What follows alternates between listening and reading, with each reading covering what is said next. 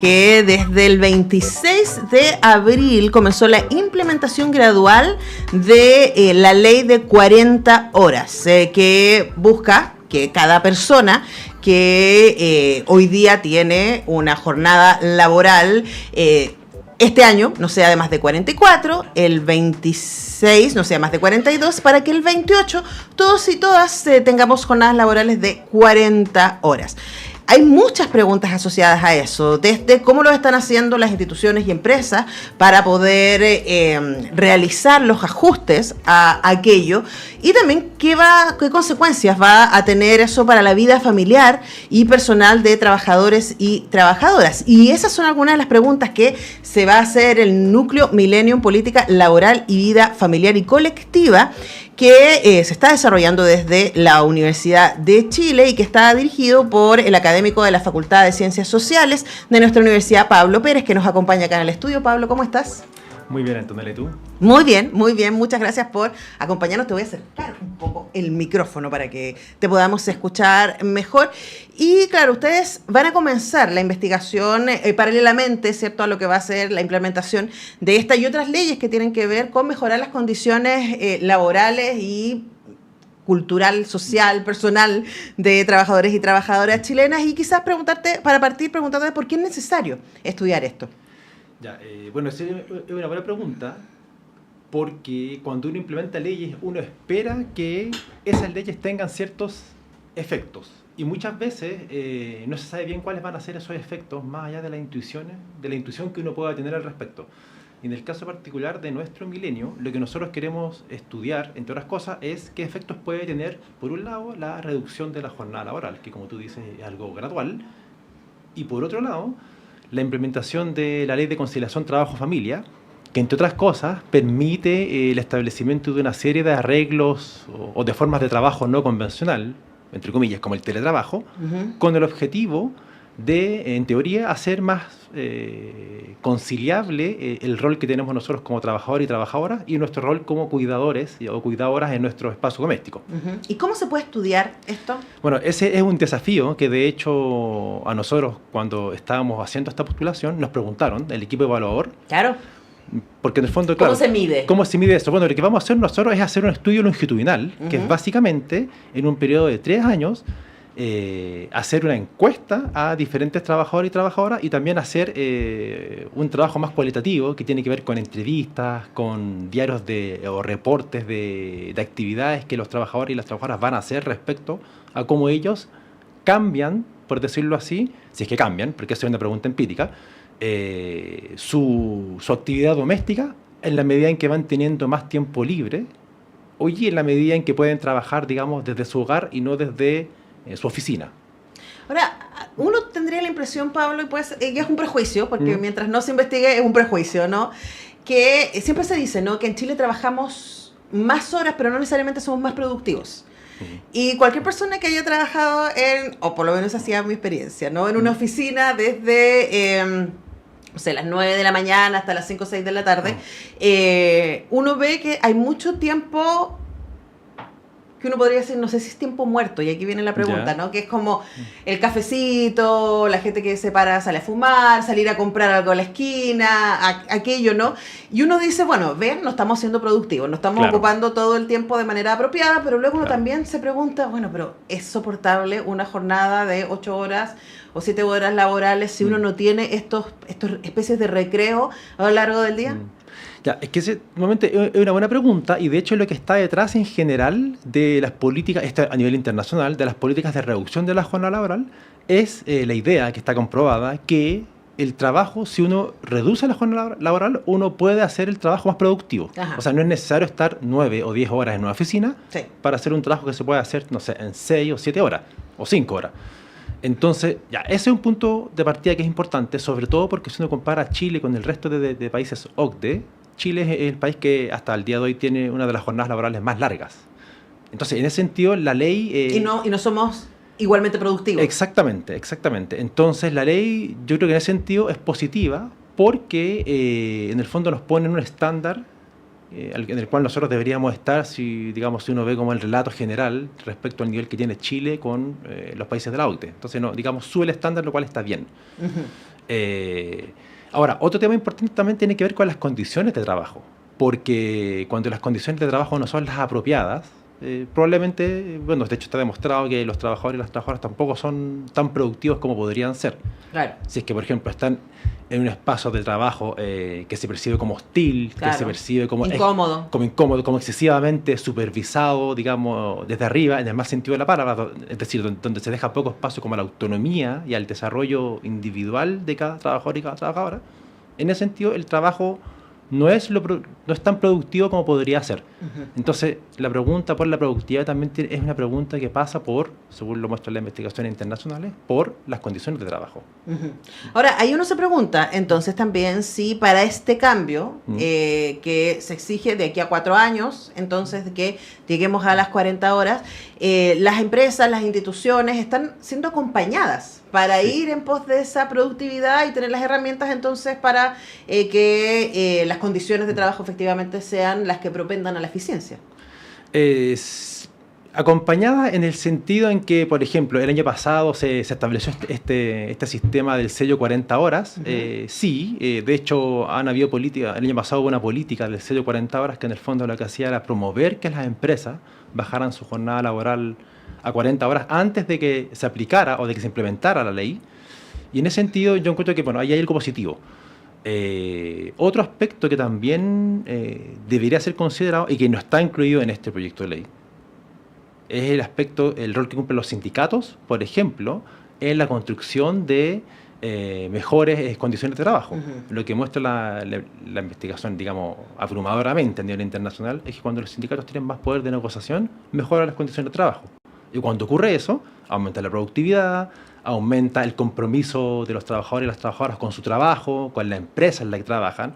Y esa es una pregunta que es un poco más de más largo alcance. Claro. Y que, bueno, no está contenida en estos proyectos de ley, pero yo espero que esté contenida en futuros proyectos de ley. Pero también ahí aparece otra cosa, Pablo, que es súper importante, ¿no? Que tiene que ver con que en Chile tenemos un país muy escasamente sindicalizado.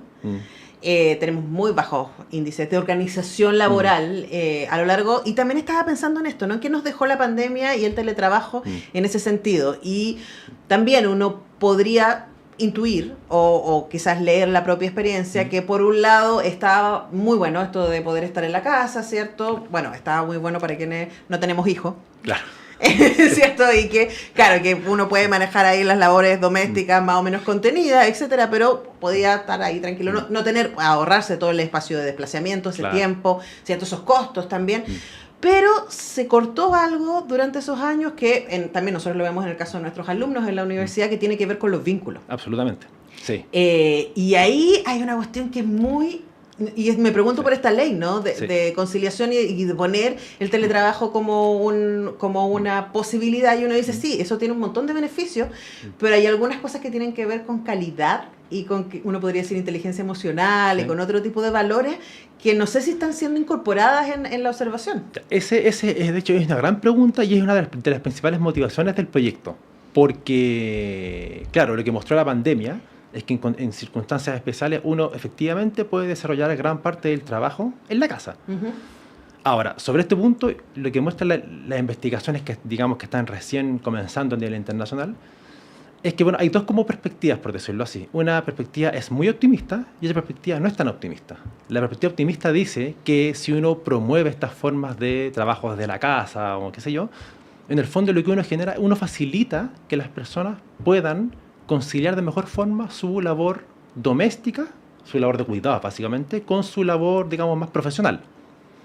La perspectiva menos optimista dice que eso no es tan así, sobre todo para las mujeres, porque las mujeres, más allá de que puedan trabajar en la casa, de todas maneras terminan haciéndose cargo de gran parte del trabajo doméstico y de cuidados al interior del hogar. Básicamente porque el hogar no se democratiza automáticamente. Digamos, la distribución de roles sigue siendo la misma. Bueno, de hecho, Comunidad Mujer hizo un estudio en pandemia al respecto donde demostró, yo no olvidé las cifras porque me impactaron demasiado, que más del 60% de los varones en parejas heterosexuales con hijos no habían hecho ningún trabajo doméstico. ¡Ni uno! Absolutamente.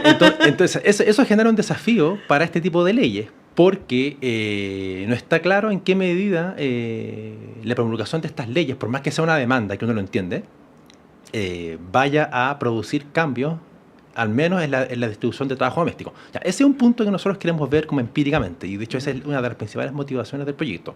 Otra motivación tiene que ver con lo que tú planteas respecto a los vínculos en el lugar de trabajo.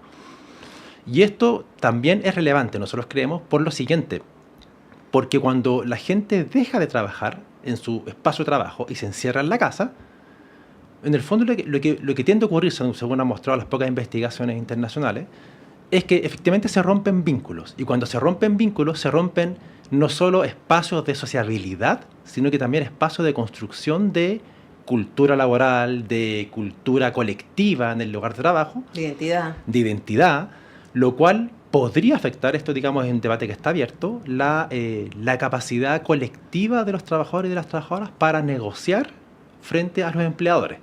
De hecho, y esta es una pregunta que insisto que está muy abierta, porque no se sabe mucho al respecto y que nosotros queremos más o menos tratar de responder.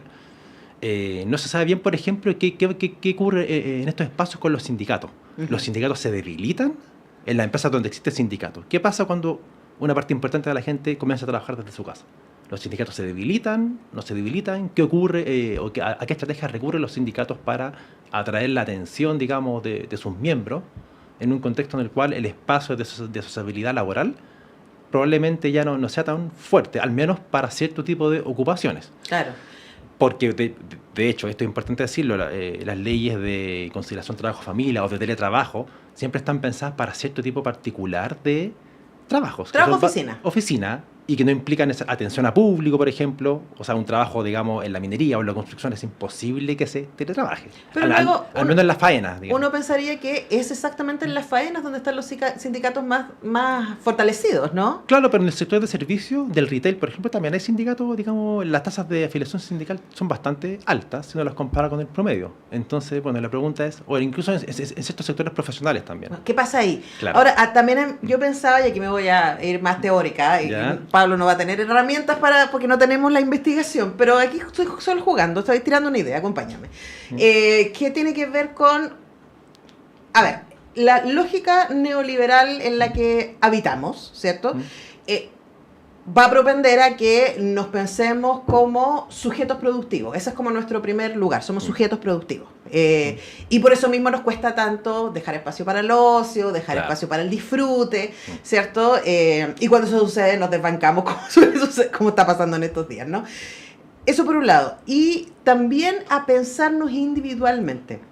Yo creo que ese es uno de los mayores riesgos que tenemos como comunidad, y a propósito de que el núcleo milenio que tú diriges se llama en política laboral y vida familiar y colectiva, pensaba eso, cuando uno está en su casa trabajando frente a su computador y lo que recibe del otro son mails, informes, solicitudes, respuestas, etcétera, pero no está tomándose el cafecito con el otro, no está cupuchenteando, ¿cierto? Contando la vida, cómo estuvo el fin de semana, cómo están los hijos o lo que sea, hay una pérdida ahí del sentido colectivo y también del sentido de pertenencia a un grupo humano que sostiene cierta generación productiva, señalaríamos, ¿no? Entonces, también yo creo que ahí hay algo que cuando teníamos esta discusión hace años, no sé si te acuerdas, Pablo, respecto al teletrabajo, lo que sospechábamos es que el teletrabajo no iba a ir acompañado de condiciones, de garantías laborales. Claro. ¿Cierto? Esta flexibilidad laboral que se ha hablado, uno decía, pero aquí yo sospecho que no van a ser las mismas condiciones en caso de licencias, permiso, etcétera, etcétera.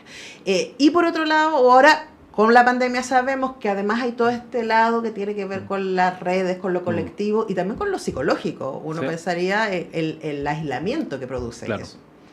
Sí, o sea, de hecho podría ocurrir eso y como dije recién, esa es una de las motivaciones que nosotros tenemos en el proyecto, porque nosotros creemos que el trabajo y lo que ocurre en el lugar de trabajo es central para entender lo que ocurre en nuestras vidas, en general. O sea, pasamos mucho tiempo ahí. Absolutamente. El trabajo define no solo nuestra posición social en términos económicos, sino que también, en cierto sentido, nuestro estatus social.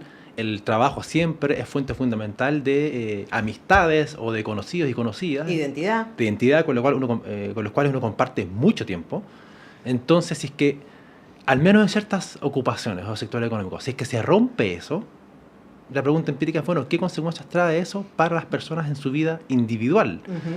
una parte del proyecto también tiene que ver con, por ejemplo, qué ocurre con las personas en su disposición al involucramiento político o colectivo a nivel barrial o territorial. ¿Te importa? O Claro. sea, más ahora que tenemos esta sensación, a propósito del 4 de septiembre, la votación en contra de la primera propuesta constitucional, es como, ¿ves al otro? ¿Te importa el otro? Claro, y de hecho, porque un argumento básico y tradicional en la sociología política, por ejemplo, es que las personas cuando no participan políticamente, una de las razones fundamentales es que no tienen recursos, y un recurso clave es el tiempo. Es decir, cuando uno no tiene tiempo libre, uno no va a tener disposición ni ganas a participar en una marcha, por ejemplo, o en una junta de vecinos. Por eso las revoluciones las han hecho las élites. Claro, o que tienen una condición más privilegiada, comparativamente. En el caso de la reducción de la jornada laboral, por ejemplo, una pregunta es, bueno, si en un tramo de 4 o 5 años la gente tiene 5 horas libres, digamos, a su total disposición, ¿qué hace con esas 5 horas? ¿Se encierra en la casa? Ve series. Ve series, o de alguna manera tiene más tiempo para resolver problemas comunitarios a través de la participación en juntas de vecinos, qué sé yo. Ese, por supuesto, un tema que el impacto de este tipo de reforma toma, digamos, un tiempo en expresarse claramente. Entonces nuestra idea es ver los primeros indicios de este potencial impacto. Nosotros creemos que, por cierto, que en 3 años no se puede entregar una respuesta certera respecto al impacto de transformaciones que... Pero por lo menos va a estar bajo observancia. Absolutamente, sí. De hecho, ese digamos, es el gran argumento para justificar la existencia en esta etapa de este proyecto. Bueno, vamos a estar conversando entonces, Pablo, respecto a qué van descubriendo ahí en el Núcleo Millennium Política Laboral y Vida Familiar y Colectiva, que está liderando Pablo Pérez, académico de la Facultad de Ciencias Sociales de nuestra universidad. A un montón de temas abiertos. Esperamos también que ustedes puedan estar ahí atentos y atentos a lo que pasa en su entorno y a ustedes mismos, ¿no? Con todos estos cambios. Muchas gracias por acompañarnos, Pablo. Muchas gracias a ti por la invitación. Nosotros vamos despidiendo el programa de hoy día. Yo vuelvo a las 5 a hacer Radiópolis. Vamos a ponernos al día con las series, a propósito de que durante estos días fueron la entrega de los premios Emmy. Vamos a estar hablando con Sol Márquez al respecto. También vamos a estar conversando con Alejandra Pinto de cine. Vamos a hablar de La Sustancia, que dicen que está increíble, yo todavía no la veo. Vamos a hablar de la última de Russell Crowe, esa sí la vi y está muy interesante. Además de los 85 años de Batman. Eso a las 5 de la tarde en Radiópolis. Nos encontramos entonces y mañana a las 10 con todo el equipo de Semáforo. Nos vemos. Chao.